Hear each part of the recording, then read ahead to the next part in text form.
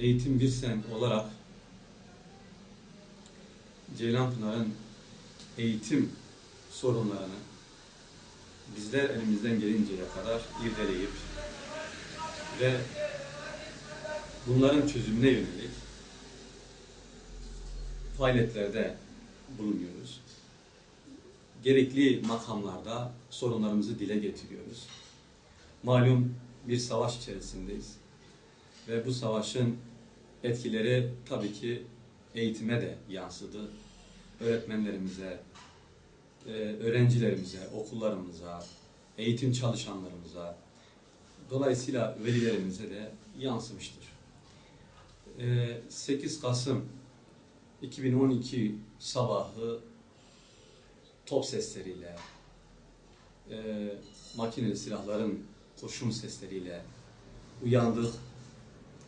Hiçbir şeyden haberdar olmayan Ceylanpınar bir anda kendini savaşın içinde buldu.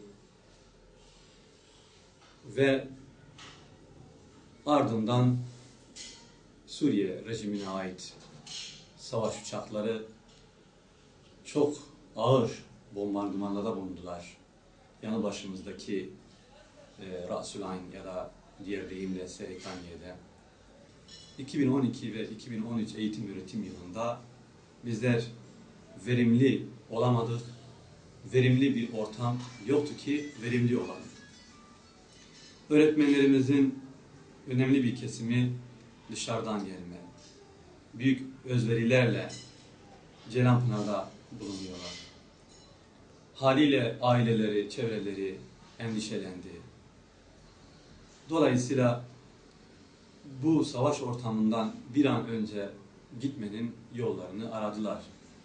Zaman zaman eğitim tamamen aksadı, tatil oldu okullar. Okullara kurşunlar isabet etti, şarapnel parçaları isabet etti, bir öğretmenimize isabet etti. Dolayısıyla eğitim arka planda kaldı, can güvenliği daha ön planda kaldı. Öğretmenler öğrencileri nasıl korurum kaygısına düştüler. Birçok okulumuz sınır saksında ve dolayısıyla kurşunlara direkt hedef oldular. Bunların başlıcaları Mevlana İlköğretim Okulu, Ceylan İlköğretim Okulu, Başak İlköğretim Okulu, Atatürk İlköğretim Okulu. Bunlar özellikle savaştan en çok etkilenen okullardı. Bugün itibariyle yanı başımızda çatışmalar devam ediyor. Ve okulların açılmasına 3 hafta gibi kısa bir süre kaldı. Bizler eğitim camiası olarak yine endişeliyiz. Bu nasıl olur, bu savaş nasıl biter doğrusu derin derin düşünüyoruz. Gerçekten Ceylanpınar sorumludur ve gerçekten Ceylanpınar bir can güvenliği artık olmayan bir yerdir. Biz burada yaşıyoruz. Evet, biz Ceylanpınar'da yaşayanlar olarak Ceylanpınar'ı terk etmeyeceğimizi söylüyoruz. Halkın önemli bir kesimi de bunu söylüyor. Ancak bugün kim ölecek bilmiyoruz. Yarın kim ölecek onu bilmiyoruz. Nereden geldiğini bilmediğimiz kurşunlara hedef olmaktayız. Seken kurşunlar deniyor ama seken kurşunlara benzemiyor. Bu kurşunlar evlerimizi deliyor. Bizim çocuklarımızı alıyor, bizleri alıyor.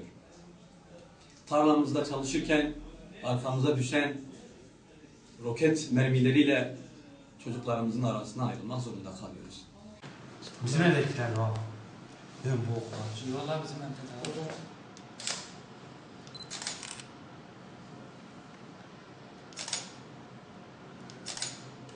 Doğru. Şu süslü yer. Cami yok. Çamlık Ağa'nın öbür tarafı mı şey yani?